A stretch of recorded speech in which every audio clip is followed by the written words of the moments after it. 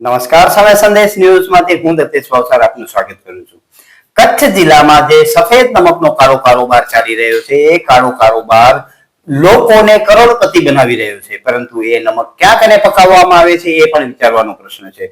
કચ્છ જિલ્લામાં હજારો લાખો એકર એવી જમીન છે, જે જમીન સરકારી જમીન ઉપર નમક માફિયા નમક પકાવી રહ્યા છે. એ કંડલા પોર્ટની જમીન પર છે, એ સરકારી જમીન પર છે, અને એ વન્યજીવન અભયારણ્યની પણ જમીન છે. જે જમીન ઉપર નમક માફિયાને પગ મૂકવાનો અધિકાર નથી, અને એ જમીન ઉપર દર વર્ષે 20,000 કરોડનો નમક પકવાઈ રહ્યો છે, અને એના કારણે જે લોકો છે તેમને ખૂબ જ મોટું નુકસાન થઈ રહ્યું છે.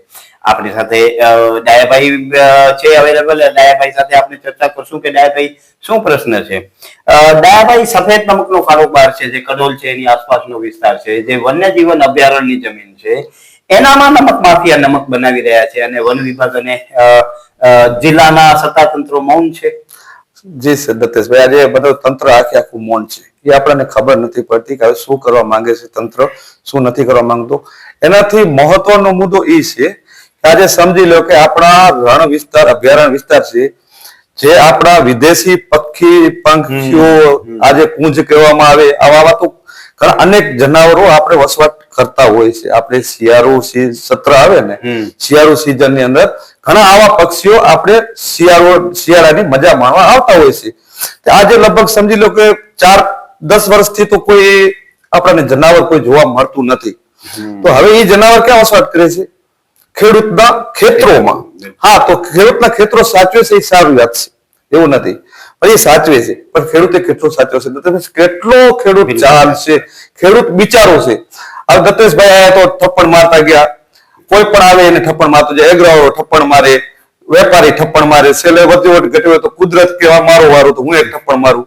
તો એવું છે. તો આ દત્તેશભાઈ, આપણા જે આ અભયારણ્ય છે, અભયારણ્યમાં એવું કરવું જોઈએ કે આપણા જે નાના જે છે ને અગરિયાઓને જે એનું થતું હોય અગરિયાને દઈ અને બાકી બધું પ્લાન કરી નાખવું જોઈએ. આપણું અભયારણ્ય બધું આમ વેરવિખેર કરી નાખવું જોઈએ. આજે તમે જો પારા 20-20 ફૂટના દત્તેશભાઈ પારા બાંધેલા છે.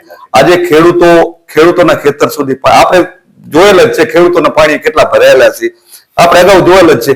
તો આ બધું સરકાર શ્રી ધ્યાનમાં લે તો સારું છે. નકા હવે આ અભયારણ્ય નહીં બચે તો લગભગ સૃષ્ટિ નહીં બચે. દર્શક મિત્રો, એ જે વિસ્તાર છે ત્યાં કને બાબુઓ બહુ જ એક્ટિવ છે. સરકારી બાબુઓ એક્ટિવ છે અને નમક માફિયા બાબુઓ પણ એક્ટિવ છે. આ જે નમકના પારા બનાવવામાં આવે છે એના કારણે વરસાદી પાણીનો નિકાલ નથી થતો, અને એ ગત ચોમાસામાં અંદાજિત 300 થી 400 પશુઓના મરણ થયા હતા. તે બાબતે કલેક્ટર પાસે અનેક ફરિયાદો કરેલા હોવા છતાં પણ એ બાબતે કોઈ જ કાર્યવાહી આગળ થઈ નથી. અને પડ્યા પર પાટું એ છે કે એ જે અભયારણ્યની જમીન છે, એ અભયારણ્યની જમીનમાંથી 25,500 એકર જમીન વન વિભાગે અભયારણ્યમાંથી બહાર કાઢી અને નમક માફિયા માટે સરેન્ડર કરી દીધી છે. તમે વિચાર કરો કે જે અભયારણ્યની જમીન છે, જ્યાં વન્યજીવન સૃષ્ટિ આગળ વધે છે, અનેક પ્રકારના પક્ષીઓ ત્યાં કને આવતા હતા, અનેક પ્રકારના જાનવરો ત્યાં કને આવતા હતા. ડાયાભાઈ જેમ કહ્યું કે એ વિસ્તારમાં જ્યારથી આ નમક માફિયાઓની પેશકદમી થયેલી છે, ત્યારથી એ પક્ષીઓ પણ આવવાનું બંધ કરી દીધું છે. અને એ વિસ્તારમાં જે નાના જીવો હતા, નાના જનાવરો હતા, ખિસકોલીઓ હતી, સાંઢા હતા, એ વિસ્તારમાં નોરિયા થતા હતા, ઘણા બધા એવા વન્યજીવન પ્રાણીઓ હતા, એ વિસ્તારમાંથી બહાર નીકળી અને ખેડૂતોના ખેતરમાં જતા રહ્યા છે.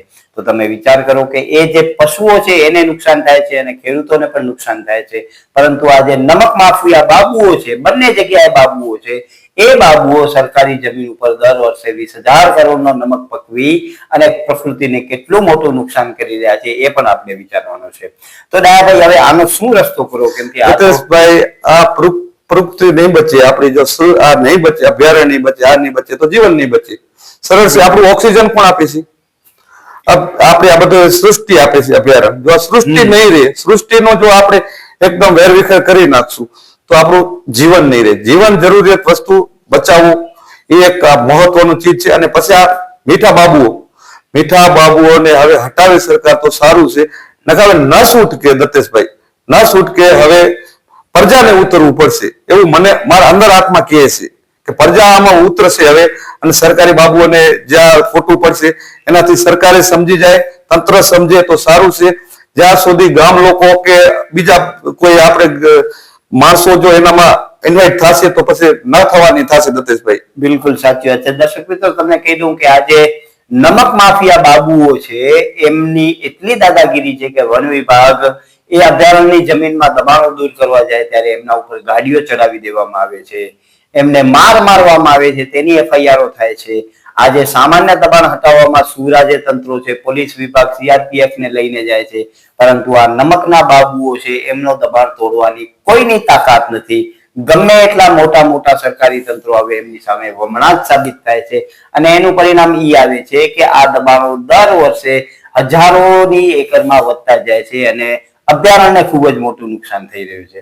જી ડાયાભાઈ, હવે ગામવાળા બારે આવશે, હવે અંતે રસ્તો શું કાઢશો તમે? અંતે રસ્તો એ કાઢશું કે બધા ગામજનો ભેગા થઈ પારા તોડી નાખશું અને જે અભયારણ્ય છે અભયારણ્ય કવજે કરશું. આવું બધું અમારું જુલુસ ચાલશે. આ બધા બહુ તૈયાર છે આ લોકો, આ મીઠા બાબુઓ ને બહુ તૈયાર છે. તો એ શું કરે છે, નાના નાના અગરિયાઓને દઈ દે છે કે ભાઈ તારી આ 5 ગાડીઓ છે, તું હાકલ, એટલે તને કોઈ બોલે નહીં. હવે એમાં કોઈ સગા સંબંધી હોય આવું એવા ઇન્વાઇટ કરે. આ બહુ તૈયાર છે, બહુ એ માઇન્ડ થી સેટ કરે છે બધું કે ભાઈ આને દઈ રહ્યો આજુ એટલે એ ચૂપ થઈ જાય એટલે એ કઈ બોલશે નહીં, આગળ વધશે નહીં. એટલે આવા નાના નાના આગળ કરી અને પોતે કરોડપતિ થતા જાય છે. અને આ ગાડીઓના દત્તેશભાઈ, ગાડીવાળાનો કોઈ વાંક નથી. એ બચારા એનો ધંધો કરે છે, રડી ખાય છે. આ ઝીણા આગરિયા એ રડી ખાય છે, પણ આ લોકો કેને ઝાલશે? સરકારી બાબુ કેને ઝાલશે? ઝીણા આગરિયાઓને. પણ ઝીણા આગરિયાને ઝાલવામાં કોઈ ફાયદો નથી. જે મેન તમારે છે, જે હજારો એકર જમીન, હજારો સમજી લો કે આજે લગભગ 30-35 હજાર એકર તો જમીન આપણી નજરની સામે છે. તો એમાં એ બધી અભયારણ્ય છે, કોઈ ચરિયાણ વિસ્તાર છે. હવે તો દત્તેશભાઈ હદ કરી નાખીએ, હવે તો સારો હદ કરી નાખી છે બહુ. હવે તો ચરિયાણ વિસ્તારમાં લગભગ ધરી ગયા છે. લગભગ સમજી લો કે 30-35 એકર તો હવે એની એ નજરમાં છે ચરિયાણ વિસ્તાર છે, જે આપણી નાની બની કહેવાય. એમની નજરમાં એ છે. હવે આ ચરિયાણ વિસ્તારમાં ધીરે ધીરે જગ્યા કરતા જાય છે, પારા બાંધતા જાય છે. તો લગભગ સમજી લો કે ચરિયાણ વિસ્તારમાં નહીં, ચરિયાણ વિસ્તાર ગયો હોય તો 200-300 એકર તો ચરિયાણ વિસ્તાર લઈ લીધું છે અત્યારે. દર્શક મિત્રો, ચરિયાણ પણ હવે આ જે બાબુઓ છે તે નથી મૂકતા, એટલે આવનારા સમયમાં ગૌચર જમીન પણ આ લોકો નથી મૂકવાના અને ધીરે ધીરે નમક માફિયા એટલો હાવી થઈ ગયો છે કે ભુજમાં, કચ્છમાં, ગાંધીનગર થી ક્યાંય પણ આ લોકો કાબુ થતા નથી અને છેક દિલ્હી સુધી આમની પહોંચ છે. મેં તમને કીધું કે દર વર્ષે 20,000 કરોડનો જ્યાં કારોબાર થતો હોય ત્યાં એ લોકો 2-4 હજાર કરોડ ફેંકી દેતા હોય અને પ્રકૃતિની લાખો એકર જમીન ઉપર ગેરકાયદેસર દબાણ કરી નમક પકવતા હોય તો એ ક્યાંક ને ક્યાંક મારા અને તમારા કરતા કુદરતના સૌથી મોટા ગુનેગારો છે એ સુનિશ્ચિત થાય છે. અને પછી એમની આવનારી પેઢીઓ ક્યાંક અકસ્માતના ગવાતી હોય છે અને ક્યાંક એમ જ એમનો ખાનદાન પૂરો થઈ જતો હોય એના આપણે કેટલાય દાખલાઓ જોયા છે.